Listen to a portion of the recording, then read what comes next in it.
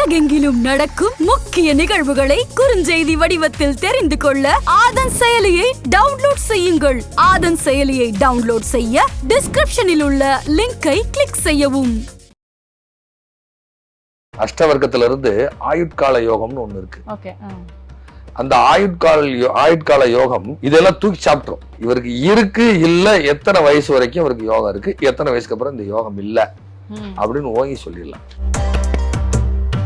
பொதுவா யோகங்கள் எத்தனை வயசுல இருந்து ஒருத்தருக்கு அடிக்க ஆரம்பிக்கும்? இதுக்கு பேரு எக்கால யோகம்னு பேரு. அந்த 20 வயசு 25 வயசுல அவங்களுக்கு ஸ்டார்ட் ஆச்சுன்னா கடைசி வரைக்கும் அவங்களை பெரிய லெவல்ல கொண்டே விட்டுரும்.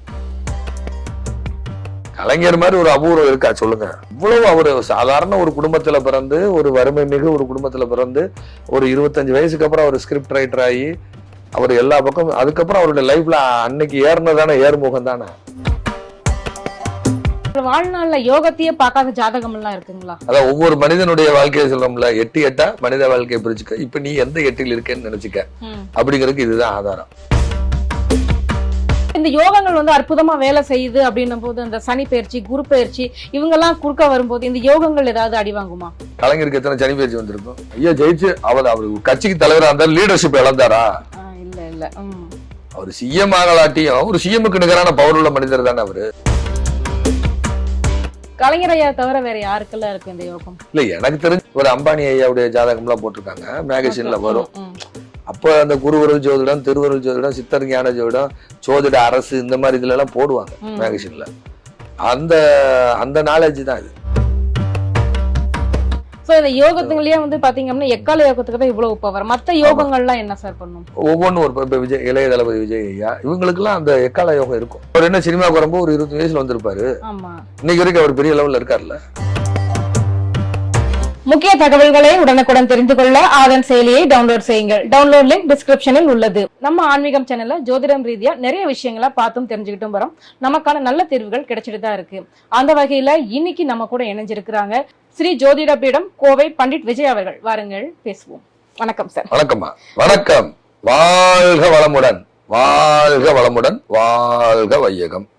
சொல்லுங்கம்மா. நலமா இருக்கீங்களா சார்? நலமா இருக்கேம்மா. நல்லா இருக்கீங்களா? நல்லா இருக்கேன் சார். பார்க்க போனீங்கன்னா ஒருத்தருடைய ஜாதகத்துல வந்துட்டு யோகங்கள் அப்படிங்கிறது வந்து ஒரு முக்கிய ரோல் வந்து பிளே பண்ணுது அப்படின்னு தான் சொல்லலாம். நிறைய பேருக்கு நிறைய யோகங்கள் வந்துட்டு வாழ்க்கையில மிகப்பெரிய ஒரு மாற்றங்களை வந்து ஏற்படுத்தும். ஒருவருடைய ஜாதகத்துல யோகங்கள் என்ன மாதிரியான மாற்றங்களை ஏற்படுத்தும்? முதல்ல என்னென்ன மாதிரியான யோகங்கள் இருக்கு, அதை பத்தி கொஞ்சம் சொல்லுங்க. யோகங்கள் பாத்தீங்கன்னா நிறைய இருக்கு. ஏகப்பட்ட நூற்றுக்கணக்கான யோகங்கள் இருக்கு. நூற்றுக்கணக்கான யோகங்கள் ஜாதகத்தில் இருக்கு. அதில் பார்த்தீங்கன்னா நிறைய கஜகேஸ்வரி யோகம், விமல யோகம், மாளவிகா யோகம், அதுக்கு போக கிரகமாளிகா யோகம், கஜகேஸ்வரி யோகம், சந்திரமங்கல யோகம், அது சசிமங்கல யோகம்னு சொல்லுவாங்க. இப்படி நிறைய யோகங்கள் இருக்கு. ஏகப்பட்ட யோகம் இருக்கு. அதே மாதிரி பார்த்தீங்கன்னா நவாம்ச சக்கரத்தில் புஷ்கர நவாம்ச யோகம், ராசி சக்கரத்தில் இருக்கக்கூடிய, அதாவது குருவோட வீட்லையும் சுக்கிரனுடைய வீட்லையும் கிரகங்கள் இருந்தால் அதுக்கு பேர் புஷ்கர நவாம்ச யோகம். இப்படி நிறைய யோகங்கள் இருக்கு. நூற்றுக்கணக்கான யோகங்கள் இருக்கு. ஆனா அதையெல்லாம் மீறி மிகப்பெரிய ஒரு கான்செப்ட் ஜோதிடத்துல இருக்கு. இதுவரைக்கும் யாரும் மீடியாவில் சொல்லாதது முதல்ல அடியேன் பகிர்ந்து கொள்றேன். எனக்கு தெரிஞ்ச வரைக்கும் இதுக்கு முன்னாடி யாரும் பேசியிருக்காங்களான்னு தெரியல. எனக்கு தெரிஞ்ச வரை இதை பத்தி மீடியால யாரும் பேசியிருக்காங்களா? அஷ்டவர்க்க யோகம்னு ஒண்ணு இருக்கு. அஷ்டவர்க்க யோகங்கள், ஆயுட்கால யோகங்கள். அஷ்டவர்க்கத்திலிருந்து ஆயுட்கால யோகம்னு ஒண்ணு இருக்கு. அந்த ஆயுட்கால யோகம் இதெல்லாம் தூக்கி சாப்பிட்டுரும். இத்தனை யோகம் இருக்கு இல்லையா? கஜகேஸ்வரி யோகம், சசிமங்கல யோகம், கிரகமாளிகா யோகம், விமல யோகம், இப்படி நிறைய இருக்கு. இந்த யோகத்தெல்லாம் ஒதுக்கி வச்சுட்டு இது தூக்கி சாப்பிட்டு போயிடும்.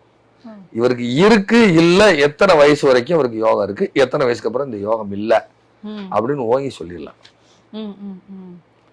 அவங்க அதை மீறி ஒண்ணுமே வரல, அதை மீறி வேற ஒண்ணும் இல்ல. பொதுவா யோகங்கள் எத்தனை வயசுல இருந்து ஒருத்தருக்கு அடிக்க ஆரம்பிக்கும்? பிறந்ததுல இருந்தே வேலை செய்யற ஜாதகம்லாம் இருக்கு. அப்படி இல்ல, அது வந்து அவங்களுடைய பிறப்பு ஜாதகம்னு ஒண்ணு இருக்கு. இதுக்கு பேரு எக்கால யோகம்னு பேரு. எக்காலமும் யோகம்.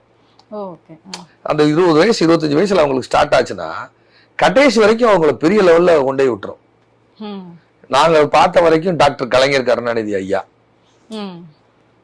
அவருடைய ஜாதகத்துல எக்கால யோகம். இது வந்து அந்த அந்த அந்த கிரகங்களுடைய அந்த ஆதிபத்தியத்தினுடைய அந்த அஷ்ட வர்க்கத்தை வச்சு ஒரு டிராயிங் மாதிரி வரும். அதை டிராயிங் மாதிரி போட்டோம்னா மத்தள வடிவுல வரும், வீணை வடிவுல வரும், எக்கால யோகத்துக்குன்னு வரும், உடுக்க யோகம்னு வரும். இது யாரும் மீடியால வரைக்கும் சொல்லல. இது முதல்ல அடியன் தான் சொல்கிறேன். ஒவ்வொரு டிராயிங்க்கும் ஒவ்வொரு விதமான பலன் இருக்குல்ல. ஆமா, எக்கால யோகங்கிறது அவங்களுக்கு அது அந்த டிராயிங் வரும். அந்த அந்த அதனுடைய டிகிரி எல்லாம் இணைச்சு போட்டீங்கன்னா அது ஒரு டிராயிங் வரும். அப்படி ஒரு சைன் பண்ண மாதிரி இருக்கும். இப்படி சைன் பண்ண மாதிரி வரும். இப்படி ஏறுமுகமா போயிட்டே இருக்கும் அவங்க லைஃப். எந்த சிம்பல் வந்தா ரொம்ப நல்லது சார்? எக்கால யோகம். ஆமா, எக்கால யோகம் ரொம்ப ரேருமா. அது எல்லாருக்கும் அமைஞ்சிராது. கலைஞர் மாதிரி ஒரு அபூர்வம் யாரும் இருக்காங்களா? ஆமா, கலைஞர் மாதிரி ஒரு அபூர்வம் இருக்கா சொல்லுங்க? கண்டிப்பா. எவ்வளவு அவரு சாதாரண ஒரு குடும்பத்துல பிறந்து, ஒரு வறுமை மிகு ஒரு குடும்பத்துல பிறந்து, ஒரு 25 வயசுக்கு அப்புறம் அவர் ஸ்கிரிப்ட் ரைட்டர் ஆகி அவர் எல்லா பக்கம், அதுக்கப்புறம் அவருடைய லைஃப்ல அன்னைக்கு ஏறினதானே ஏறுமுகம் தானே. பினான்சியலா அவர் ஒண்ணும் கீழே போகல இல்ல. கண்டிப்பா. மக்கள் செல்வாக்கு இழக்கல இல்ல. எப்பயுமே கூட்டம் பத்திரிகையில தலைச்செய்தியா வந்துகிட்டே இருந்தாரா இல்லையா? எதிர்கட்சி தலைவரா இருந்தாலும் பத்திரிகையில தலைச்செய்தி அவர் இல்லாம ஒரு நியூஸ் பேப்பர் வர சொல்லுங்க. எடுத்துக்கோங்க. குடும்பம், பேரு, புகழ், பணம், பதவி எல்லாமே 1972 பிறந்தவர் தான். ஆனா எங்க குடும்பமே எல்லாம், எங்க ஃபேமிலி எல்லாமே திராவிட பாரம்பரிய குடும்பம், டிஎம்கே ஃபேமிலி எல்லாருமே. அதுக்கப்புறம் என்னுடைய மாமனார் வழியில எல்லாருமே கம்யூனிஸ்ட் பார்ட்டி, அப்புறம் நான் கம்யூனிஸ்ட் பார்ட்டி. ஸோ அப்படிலாம் இருந்து அதுக்கப்புறம் இன்னைக்கு நம்ம ஆன்மீகம், ஸ்பிரிச்சுவல், ஜோதிடம் வந்துட்டோம். அதுக்காக கலைஞர் நம்ம குறை சொல்ல முடியாது. அவர் மேல இருந்து அவருடைய பேச்சை கேட்கறதுக்கு மணிக்கணக்கால் நின்று இருக்கிறோம். அதே மாதிரி வேற என்னென்ன யோகங்கள் என்னென்ன செய்யும் சார்? அதான் சொல்லல, உங்களுக்கு வந்து எக்கால யோகம்னு ஒரு யோகம் இருக்கு. அதுக்கப்புறம் பாத்தீங்கன்னா உங்களுக்கு மத்தள யோகம்னு ஒண்ணு இருக்கு. அதுக்கப்புறம் பாத்தீங்கன்னா பர்வத யோகம்னு இருக்கு. அடுத்து உடுக்க யோகம்னு இருக்கு. இப்படி யோகங்கள் வந்து பாத்தீங்கன்னா ஒரு 8 யோகம் இருக்கு. இந்த 8 மனச வாழ்க்கை பிரிச்சுக்கோ. இப்ப நீ எந்த 8ல் இருக்கன்னு நினைச்சுக்க அப்படின்னு சூப்பர் ஸ்டார் பாடினாரா இல்லையா? அது மாதிரி இந்த 8 யோகம் இருக்கு. இந்த 8 யோகத்துக்கு எந்த காலத்துல பீரியட் வேலை செய்யும், எந்த காலம் பீரியட் வேலை செய்யாது அப்படின்னு ஒரு லாஜிக் இருக்கு. இந்த 8 யோகத்துக்கும் பலன்கள் மாறுபடுது. அவங்க ஜாதகத்தை வச்சுட்டு அஷ்டவர்க்க பலன்களை எடுத்து அதை ஒரு டிராயிங்கா போட்டோம்னா இந்த டைப்ல தான் வரும். மத்தள வடிவுல வரும்.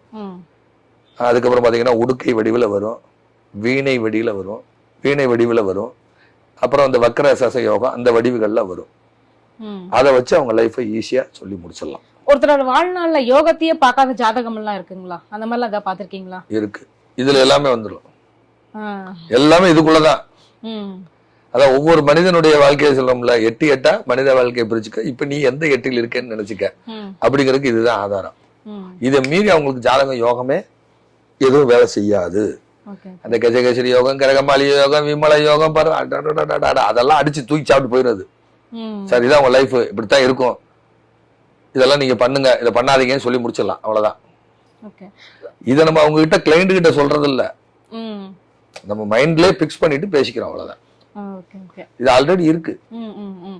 இப்ப இந்த யோகங்கள் வந்து அற்புதமா வேலை செய்யுது அப்படின்னும் போது அந்த சனி பயிற்சி, குரு பயிற்சி இவங்க எல்லாம் குறுக்க வரும்போது இந்த யோகங்கள் ஏதாவது அடி வாங்குமா?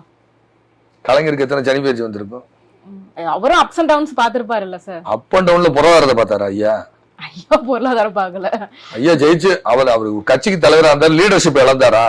இல்ல இல்ல. அவர் சிஎம் ஆகலாட்டியும் ஒரு சிஎம்க்கு நிகரான பவர் உள்ள மனிதர் தானே அவரு. ஒரு சிஎம்க்கு நிகரான ஒரு எதிர்கட்சி தலைவராக தானே இருந்தாரு. அவர் என்னைக்கு அந்தஸ்துல கீழே போனார் சொல்லுங்க? இல்ல நான் கேக்குறேன். கலைஞரையா என்னைக்கு அவர் வந்து பதவியில இல்லாட்டியும் ஒரு சிஎம்க்கு நீங்க சூப்பர் ஸ்டார் இருக்காரு, அவர் பதவியில இல்லாட்டியும் அவருக்குன்னு ஒரு கூட்டம் இருக்கா இல்லையா? கண்டிப்பா. அவர் போனாருன்னா ஒரு சிஎம்க்கு வர்ற கூட்டம் அவருக்கு வருது இல்ல? சும்மா இப்ப மவுண்ட் ரோட்ல வந்து நின்னாருன்னா என்ன ஆகும் கூட்டம்? வந்துருவாங்களா இல்லையா? அவரை பாக்குறதுக்கு வருமா இல்லையா? அவங்க அந்தஸ்து போயிருச்சா? இல்ல இல்ல. அதே மாதிரி அம்பானி ஐயா அவங்களுக்கு எல்லாம் எக்கால யோகம் இருக்கும். அவர் பொருள் அவருக்கு 7 சனி, எத்தனை அஷ்டம சனி, எத்தனை கண்ட சனியை பார்த்திருப்பாரு அவரு. சொல்லுங்க. ஸ்டேட்டஸ்ல கீழே போல இல்ல?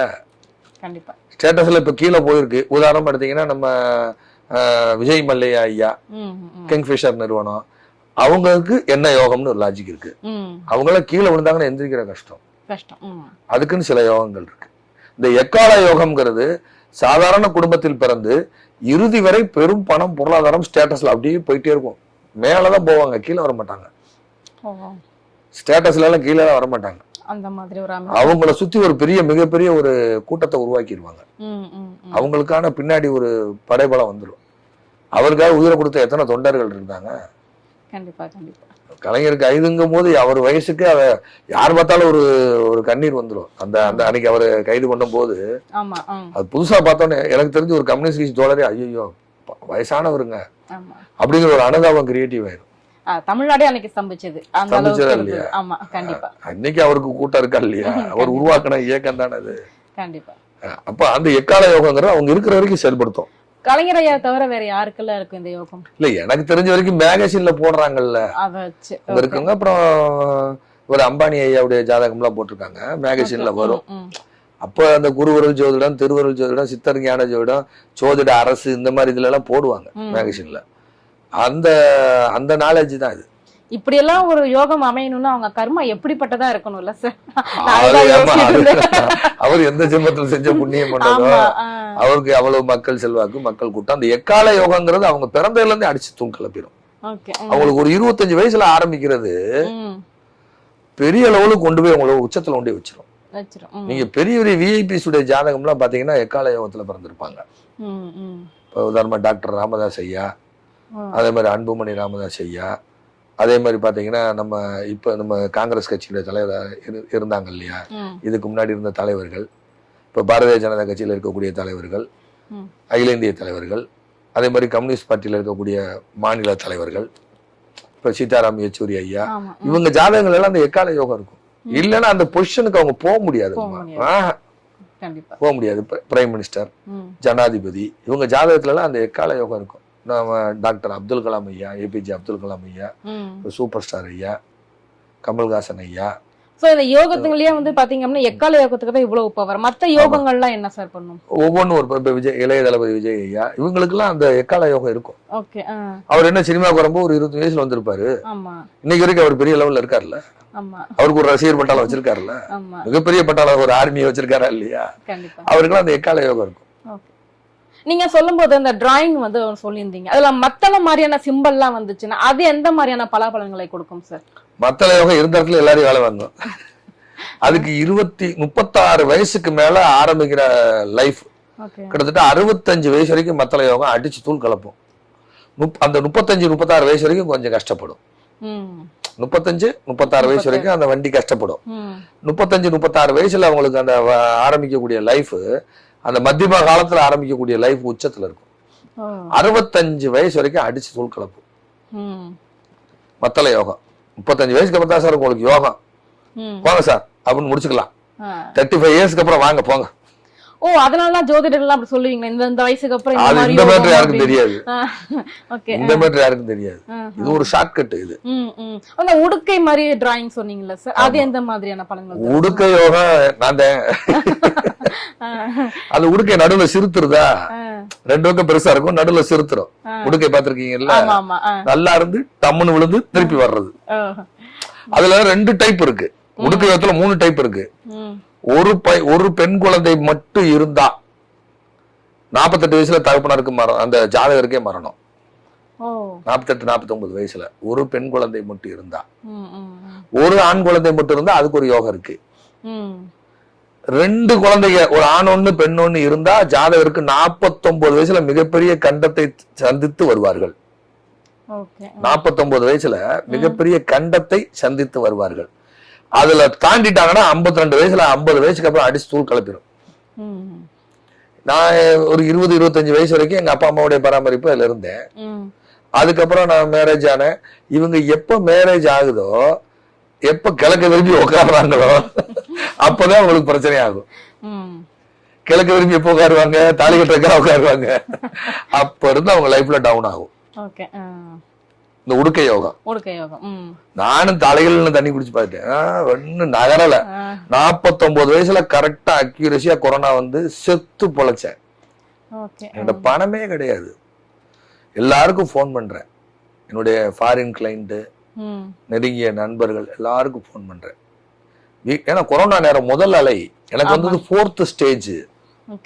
வீட்டுல என்ன பண்ண போறோம்னு அவங்களுக்கும் தெரியல, யாருக்கும் ஒன்றும் தெரியல. கோயம்புத்தூர்ல ஒரு ஹாஸ்பிட்டல் கிடையாது.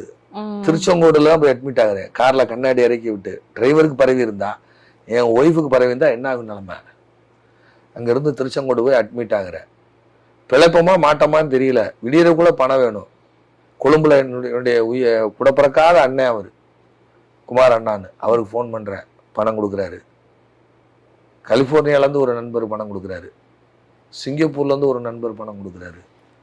நான் ஆஸ்பத்திரி போகிறதுக்குள்ளக்க 2 லட்ச ரூபா பணம் வீட்டுக்கு சேர்த்து வச்சுட்டு தான் நான் போகிறேன். நம்ம போயிட்டு அவங்க எப்படி சமாளிக்க போகிறாங்க? ஏன்னா அது புதுவிதமான ஒரு நோய் COVID-19ங்கிறது. நம்ம ஒருவேளை போயிடுவோமோ, மரண பயம் எல்லாருக்கும் உண்டு. அப்போ நான் போகிறேன், விடியறதுக்குள்ளே ஃபோன் பண்ணுறேன், எல்லாருக்கும் மெசேஜ் போடுறேன். சிங்கப்பூரில் வெங்கடேஷ் அண்ணன்னு சொல்லி அவர் மதுரையை சார்ந்தவர், அவருக்கு ஃபோன் பண்ணுறேன், அண்ணா அப்படின்னு பணம் போடுறாரு. எல்லாருமே 50,000 40,000, ஆனால் உங்களுக்கா போடுங்க, விடியறதுக்குள்ளே போடுறாங்க. நான் திருச்செங்கோடு போகிறக்குள்ளே அம்மா 2 லட்ச ரூபா வந்துருச்சாம்மா, பார்த்துக்கம்மா, இஎம்ஐக்கெல்லாம் பார்த்துக்கம்மா, எல்லாத்தையும் பார்த்துக்கம்மா அப்படின்னு ஹாஸ்பிட்டலில் படுக்கிறேன். திருச்செங்கோடில் ஒரு நண்பர், என்னுடைய சக அவர் என்கிட்ட ஜோதிடம் படித்த ஒரு தம்பி, ஒரு குலப்பிறக்காத ஒரு சகோதரன், என் குருநாதரை காப்பாற்றுங்க அப்படிங்கிறாரு. ஐயா இங்கே வேணாம் ஐயா, வேணாம் ஐயா, ஏன் ஐயா அப்படின்னு சொல்கிறாரு. இந்த ஹாஸ்பிட்டல் போங்க ஏன்னா, அவர் தான் அங்கே கொண்டு லிங்க் பண்ணுறாரு. அங்கே போய் அட்மிட் ஆகிறேன், என் குருநாதரை காப்பாற்றுங்க.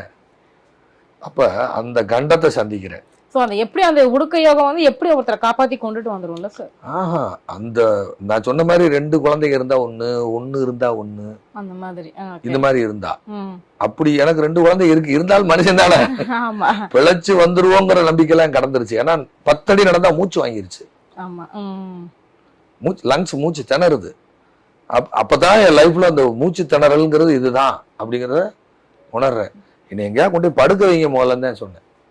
பெட்ல படுக்க விடுங்க, உடம்பு பூரா சுத்தியில் அடிச்ச மாதிரி பெயின், 4th ஸ்டேஜ். அதை தப்பிச்சு வந்து அதுக்கப்புறம் கரெக்டா 52 வயசு 50 வயசு 51 வயசு கரெக்டா நாங்க ஆதனுக்குள்ள வர்றேன். அதுக்கப்புறம் சூழ்நிலை மாறுது. இதுதான் உடுக்க யோகம். பர்வத யோகம் எந்த மாதிரியான மாற்றங்களை ஏற்படுத்தும் சார்? இவங்களுக்கு வந்து பாத்தீங்கன்னா பூர்வீகத்தை பூரா காலி பண்ணி போடுவாங்க. சொந்த தொழில் செய்யக்கூடாது. இவங்க வேலைக்கு தான் போகணும். வேலைக்கு போகாம 10 காசு பிரயோஜனம் ஆகாது. இவங்க தொழில் செஞ்சாங்கன்னா தெருவு கொண்டு வந்துடும். தாத்தா சொத்து, முப்பாட்டன் சொத்து, அப்பா சொத்து அப்பா சொத்தை பூரா அழிச்சு விடும். இது பூரா இறங்கு முகத்தை தரக்கூடியது பர்வத யோகம். இவங்க ஏதாவது ஜாப், கவர்மெண்ட் ஜாப், கடைசி காலத்துல பென்ஷன் வாங்கி சாப்பிடுறது, அதுக்கு ஓகே. இவங்க தொழில் செய்யறேன், நான் டெவலப் ஆயிடுறேன், அதை பண்றேன் இதை பண்றேன்னு போனாங்கன்னா முடிச்சே கட்டிடும். அப்படி ஒரு மலையில இருந்து இறங்குறது போல வடிவு வரும் இந்த டிராயிங். அந்த அதனுடைய அந்த அஷ்ட வர்க்கத்தினுடைய அந்த நம்பர்ஸை வச்சு இது டிராயிங் மாதிரி வரும். இவங்க நிறைய சொல்லினா கேட்க மாட்டாங்க. சார் இந்த யோகம் வேண்டாம், சொந்த தொழில் செய்யாதீங்க. அப்படிலாம் இல்லைங்க, நான் சொந்த தொழில் தான் செய்வேன்னு வாங்க. எல்லாம் முடிச்சு எல்லா சொத்தையும் அழிச்சிட்டு சார் என்ன சார் பண்ணேன்னு வாங்க, வேலைக்கு போறது. இந்த பர்வத யோகம் மட்டும் வரக்கூடாது. இது நிறைய அதிகமா வரும். ஐயோ பர்வத யோகம் நிறைய வரும், மத்தள யோகம் நிறைய வரும், உடுக்க யோகம் நிறைய வரும். மத்தள யோகம் உட்கார்ந்த இடத்துல எல்லாரும் வேலை செய்யும், எல்லாரும் வேலை வாங்கும். 35 வயசுல அவங்களுக்கு ஸ்டார்ட் ஆகுறது, அடிச்சு தூள் கலப்போம். இவங்களுக்கு வந்து எப்படின்னு கேட்டீங்கன்னா பர்வத யோகம் இறங்கு முகத்தை தரக்கூடியது. எனக்கு தெரிஞ்சு பர்வத யோகம் நிறைய பர்வத யோகம் சொந்த தொழில் செஞ்சு காணாம இருக்கு. சொந்த தொழில் செஞ்சு நான் அதை பண்றேன், இதுக்கெல்லாம் ஷேர் மார்க்கெட்டுக்கு போயிருங்க. நீங்க ஷேர் மார்க்கெட்ல காசு விட்டது பூரா பர்வத யோகம் தான். போறோம், அடிச்சு தூக்குறோம், கீழே விழுகிறோம். பர்வத யோகம். ஆமா, ஒருத்தர் கஷ்டப்படுறாரு, இன்னொருத்தர் பணம் கொடுக்கறதுக்கு ஒருத்தர் இன்னொரு நண்பர் ஏதாவது சப்போர்ட் பண்றேன் அப்படின்னு சொல்றாரு. அவர்கிட்ட எப்படி உதவி கேட்கணும்? ஏதாவது சப்போர்ட் பண்றேன், ஏதாவது ஒண்ணு பண்ணுங்க, ஏதாவது ஒண்ணு செய்யுங்க, ஏதாவது வேலைக்கு சேர்த்து விடுறேன், ஒரு நிர்வாகத்துல வேலைக்கு சேர்த்து விடுறேன்னு சொல்லியாச்சு. ஒரு நண்பர் சொல்றாரு. இவர் அவர்கிட்ட போய் எனக்கு 5 லட்ச ரூபா கொடுங்க ஷேர் மார்க்கெட் பண்றேன்னு சொன்னா எப்படி கொடுப்பாங்க? என்ன விழுந்தாலும் அதைத்தான் நான் அந்த இலக்கத்தான் அடைவேன்னு போறது. ஆனா கீழே சரிக்கு டம்முன்னு விழுகிறது. பர்வத யோகம். இது பர்வத யோகம். ஒரு மலையில ஏறி உச்சத்துல இருந்து கீழே இறங்குற மாதிரி தான் டிராயிங் வரும். மலையில ஏறியாச்சு, அப்புறம் கீழே என்ன ஆகணும்? இறங்கித்தானே ஆகணும். மலையில ஏறியாச்சு, இறங்கித்தான் ஆகணும். பாம்பு தாயை விளையாடுறீங்க, சல்லுன்னு கொண்டு போகும் பாம்பு. கடைசியில் என்ன பண்ணும்? மேல கொத்து வாங்கி கஷ்டப்பட்டு ஏணியில ஏறி போவாங்க. பாம்புட கொத்து வாங்கி கீழே இறங்குதா இல்லையா? கரெக்டா இல்லையா? கண்டிப்பா. இதுக்கு என்ன பரிகாரம்னா இந்த பாம்பு தாயம் என்ன பரிகாரம், இந்த தாயக்கட்டை பார்த்துக்கிட்டே இரு டெய்லி. எளிய பரிகாரம். ஏணி ஏறி கீழே சரியும். அப்ப அந்த இமேஜ் அவங்கள மாற்றும் தாயி. ஓகே. ஏய் வேப்பா மேலே ஏறிட்டோம், பாம்பு குத்தி கீழே தள்ளிடும், வேண்டாம் ஷேர் மார்க்கெட் பண்ணாத, சொன்னா கேளு. இந்த மது குடிக்கிறவங்களுக்கு கை நடுக்கும் இல்லையா, அது மாதிரி இவங்களுக்கு ஷேர் மார்க்கெட் பண்ணணும்னு மனசு நடுக்கிட்டே இருக்கும். விட்டதை பிடிச்சிடணும். அப்ப இவங்களுக்கு என்ன அப்படின்னா, ஒவ்வொன்றுக்கு நான் பரிகாரம் வச்சிருக்கேன். இதுக்கு பரிகாரம் வச்சிருக்கேன், ஒவ்வொன்றுக்கும் பரிகாரம் வச்சிருக்கேன்.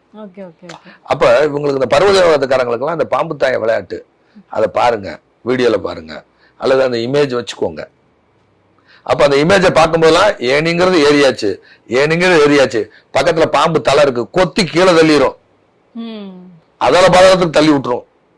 அப்ப அந்த இமேஜை பார்க்கும்போது அவங்களுக்கு தோணும்ல, கண்டிப்பா அந்த மாதிரி உண்டா இல்லையா? அப்ப அந்த பர்வதேவதக்காரங்க இவங்க அதை செய்யணும். பர்வத மலை போய் வழிபாடு செய்தல் சிறப்பு. அதுல ஏறது ரொம்ப கஷ்டம். அல்லது கீழே இருந்தா பார்த்துட்டு அதை பார்க்கும் பொழுது ஏறுனா இறங்கிடுவோம், பேசாம போயிடுவோம். அது ஏறுறது கஷ்டம். பர்வத யோகம்ங்கிறதுக்கு இன்னொன்னு இருக்கு. செவ்வாய்க்கு கேந்திரத்தில் சனி இருந்தால் பர்வத யோகம் அப்படி ஒரு கான்செப்ட் இருக்கு, இப்படியும் ஒரு கான்செப்ட் இருக்கு. எல்லாத்துக்கும் அப்ப ஒரு நோய் வந்து அதுக்கு மருந்து போறோம்ல, அதான் பரிகாரம். அதை தப்பிக்கிறதுங்கிறது டைம் மோசம், அதுல கண்டமாய் மாற்றுறது டைம் மோசம். அப்ப ஒவ்வொன்றுக்கு பரிகாரம் இருக்கு. எங்க கேள்விகளுக்கு ரொம்ப சிறப்பான பதில் சொன்னீங்க சார். நன்றிமா. வணக்கம். வாழ்க வளமுடன், வாழ்க வளமுடன், வாழ்க வையகம்.